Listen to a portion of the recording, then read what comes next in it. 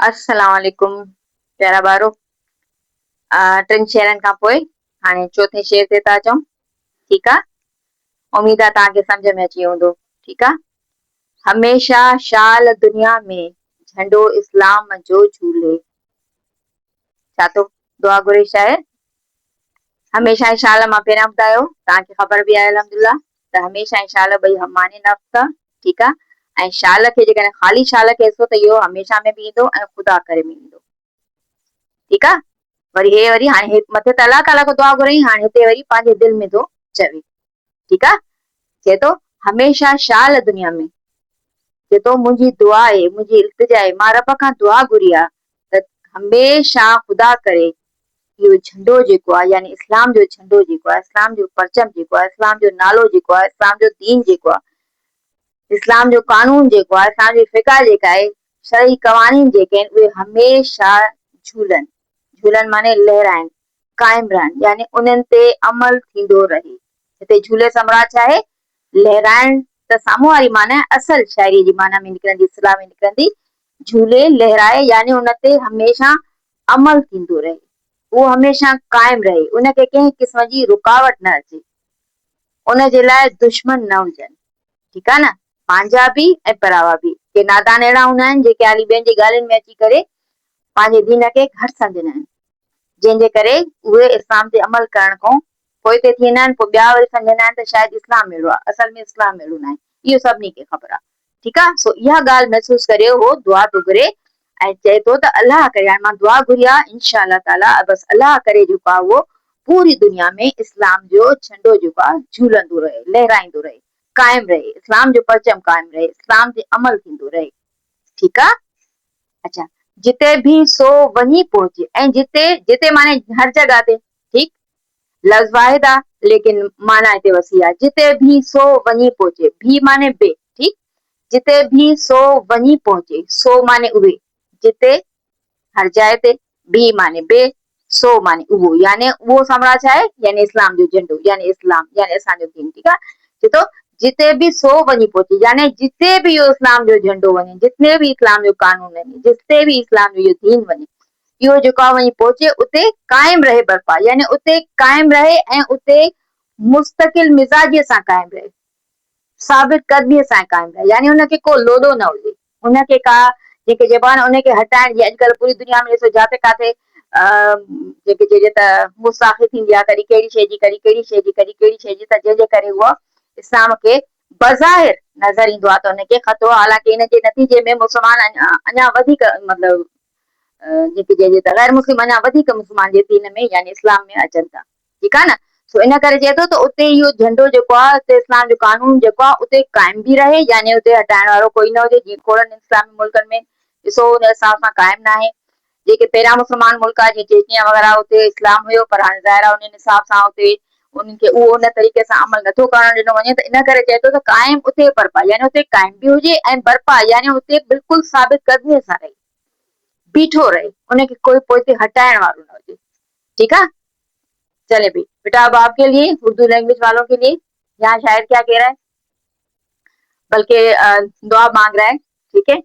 पहले तो अल्लाह ताला से मुखातिब हो रहे थे, अब वो अपने आप से कह रहे हैं, दिल में कह रहे हैं और अल्लाह ताला से एक अच्छी उम्मीद रख रहे हैं कि हमेशा इस्लाम का झंडा जो है, अब ये शाल से माना मैंने पहले बताया था कि दोनों मानों में आएगा, एक तो हमेशा के मानों में आएगा और दूसरा खुदा करे में। ठीक है। तो यहाँ क्या कह रहा है कि अल्लाह करे ये इस्लाम का परचम जो है वो हमेशा झूलता रहे, लहराता रहे, कायम रहे, यानी जहां जहां भी इस्लाम का परचम जाए, जहां जहां भी इस्लाम दीन पहुंचे, वहां पे उस पर अमल किया जाता है। ठीक है। उस कानून को अहमियत दी जाती रहे। ठीक है। जिते भी सो वहीं पहुंचे। फिर कह रहा है कि इस्लाम का झंडा, इस्लाम का परचम, इस्लाम का कानून, इस्लाम का दीन जो है वो जहां भी पहुंचे, हमारा दीन इस्लाम जहां भी पहुंचे वहां वो कायम रहे। और किस तरीके से कायम रहे कि साफ बरपा माने खड़ा रहे, वहां पर अपनी जगह पे खड़ा, साबित कदम, मुस्तकिल मिजाजी से, उसे किसी तरह की कोई जिसको कहना चाहिए कि हटाने की कोशिशें ना हो, उसके खिलाफ साजिशें ना हो, जैसे आज जैसे पहले भी होती रही हैं, आज भी हो रही हैं, आइंदा भी होगी।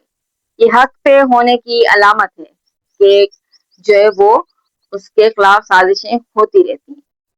تبھی تو پھر وہ آگے سے آگے جو ہے وہ ثابت قدمی سے چلتا آتا ہے اللہ کے کرم سے.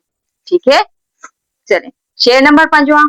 اسانجی قوم تھی مسکین, اسانجی قوم تھی غمگین.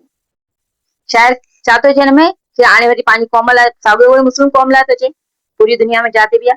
चए थो असांजी क़ौम जेका आहे उहा मिसकिन थी. मिसकिन छा खे चइबो आहे? ग़रीब, बेवस, लाचार, आजिज़, बेयारो मददगार. ठीकु आहे न, जंहिंजो कोई साथी ओही वाही न हुजे.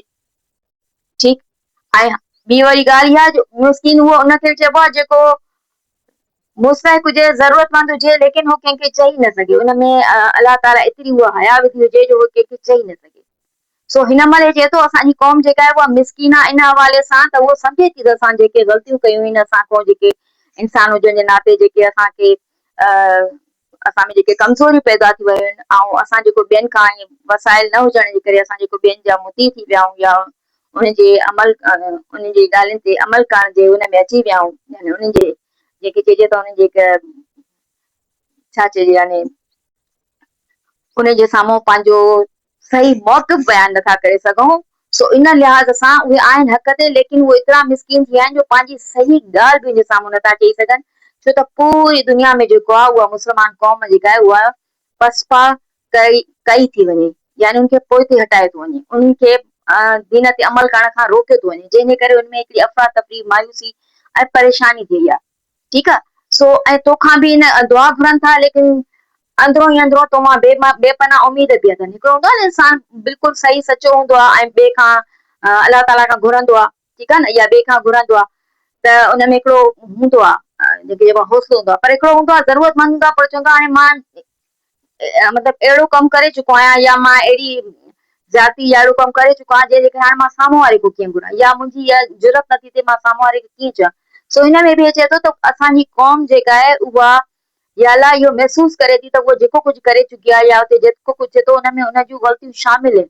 उहो तोखां उमीद रखे थी, पर शर्म खां तोखां जेका आहे न उहा उन लाइ असां नथी घुरे, नथी उहो करे, लेकिन दिलि में उहो तोखां ई दुआ घुरणी, यानी पूरा सरापा दुआ आहिनि. त इन करे हुनखे मिसकिन खे इंतिहाई वॾी माना में इस्तेमालु कयो आहे. ठीकु आहे. उन खां पोइ चए थो असांजी क़ौम थी गमगीन, ऐं पोइ चए थो हिन मिसकिनीअ जी हालत में हुन ते गम एतिरो तारी थियल आहे जो बसि हाणे हुननि खे जेके चइबो आहे त तोखां सवाइ कोई बि रस्तो नज़र नथो अचे.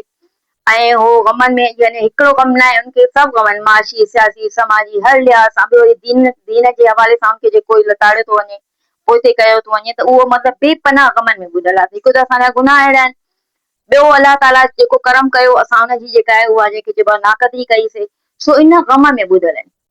ठीकु आहे न. सो उन खां पोइ चए थो तूं तंहिंजो शाल हामी थिए. चए थो अगरि तूं हुनजो हामी थिए ऐं बेशक तुंहिंजो हामी थींदे.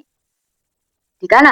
हामी माने मददगार. चए थो जेकॾहिं तूं हुनजो हामी थी वञे, यानी इन्हनि सभिनी बुराइनि जे बावजूद जेकॾहिं तूं हुनजी मदद करे. ठीकु आहे न. अगरि जेकॾहिं तूं हुननि खे हिकु भेरो उथारे, जेकॾहिं तूं हुननि सां हिकु भेरो ताउन करे, हालांकि अलाह ताला जो करम हर लम्हे हर लहज़े हर लम्हे में हूंदो आहे. ठीकु आहे न. पर उन में चए थो या अलाह बसि तूं हिकु भेरो जीअं दुआ घुरबी आहे न अलाह ताला खां, चइबो आहे या अलाह बसि हाणे माफ़ करे छॾ. इंसान हुजण जे नाते ग़लतियूं त थींदियूं आहिनि, पर जॾहिं इंसान दुआ घुरंदो आहे त हुनखे पूरी उमेद हूंदी आहे त इंशाअल्लाह माफ़ ते न कंदो, पर इंसान थी वेंदी आहे.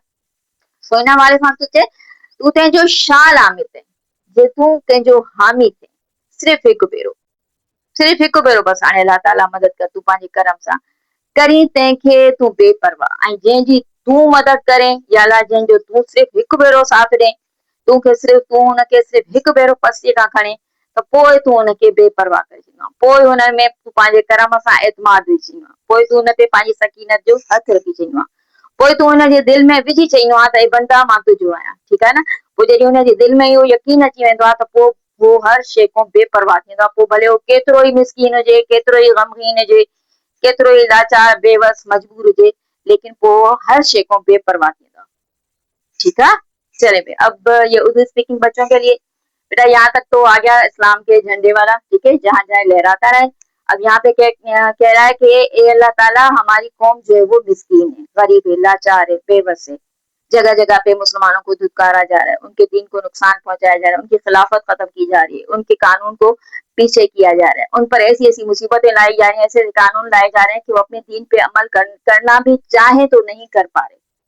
لیکن وہ کرنا چاہ رہے ہیں، اس لیے وہ مسکین ہے. ٹھیک ہے نا، یعنی طاقت نہیں ان میں لیکن وہ کرنا چاہ رہے ہیں. ٹھیک ہے.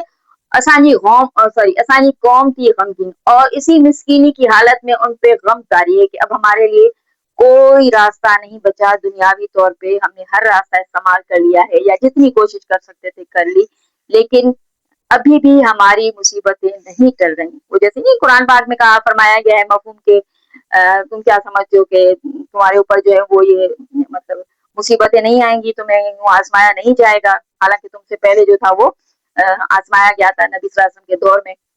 تو اس وجہ سے تو مطلب یہاں یہ وہ چیز لائی جا رہی ہے. ٹھیک ہے کہ وہ اس طرح غم میں ڈوبی ہوئی ہے، اس طرح مصیبتوں میں پھنسی ہوئی ہے کہ وہ بے پناہ غمگین ہے. یعنی ان کے لیے ہر راستہ بند ہے، تو سیدھی سی بات ہے وہ غم میں بالکل ڈوبی ہوئی ہے. اور پھر کیا کہہ رہا ہے، تو تے جو شال حامی تھے، کیا کہہ رہا ہے کہ اے اللہ اگر تو اس کا حامی ہو جائے، اگر تو اس کا حامی ہو جائے ہمیشہ کے لیے، ٹھیک، حامی ہو جائے، مددگار ہو جائے، تعاون کرے، کرم کرے، رہنمائی کرے، توفیق دے، ہمت دے، حوصلہ دے، حشمت دے. ٹھیک ہے نا. اور ان میں ایسے لوگ بھی پیدا کر جو عجیب ہوں، جو پہلے جیسے لوگوں جیسے ہوں، پاک ہستیوں جیسے ہوں. ٹھیک ہے نا. تو پھر کیا ہوگا، کری دیکھے تو بے پرواہ، تو پھر تم ان کو بے پرواہ کر دو گے، پھر تم ان کے دل میں اتنی سکینت ڈال دو گے کہ وہ کسی اور کا خوف نہیں لائیں گے، کسی اور کے لیے مطیع نہیں ہوں گے، کسی اور کے آگے نہیں جھکیں گے، بلکہ وہ بس پھر تیری راہ پہ چلتے ہوئے بھلے وہ کتنے مسکین ہوں، کتنے غمگین ہوں، کتنی مصیبتوں میں گھرے ہوئے ہوں، لیکن وہ ہر چیز سے بے پرواہ ہو جائیں گے. اور یہ چیزیں آپ نے آج کل دیکھی ہوں گی، میڈیا کا دور ہے،